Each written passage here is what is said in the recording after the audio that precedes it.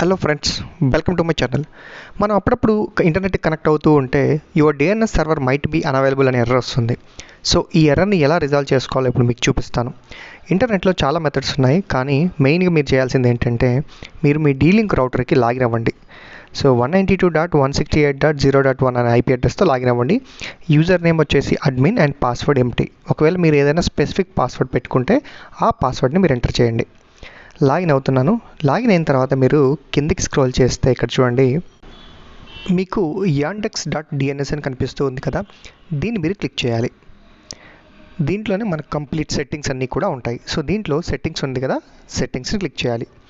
ఇక్కడ చూడండి, ఆప్షన్ అనేది డిఎన్ఎస్ అనేది డిజేబుల్లో ఉంది. మీరు జస్ట్ దీన్ని వన్ క్లిక్తో మీరు ఎనేబుల్ చేసుకోండి.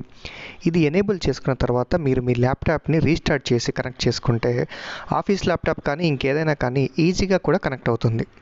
సో ఈ చిన్న సింపుల్ టెక్నిక్ ద్వారా మనం ఈ డిఎన్ఎస్ అన్అవైలబుల్ సర్వర్ అనే దాన్ని రిజాల్వ్ చేసుకోవచ్చు. Thank you for watching this video.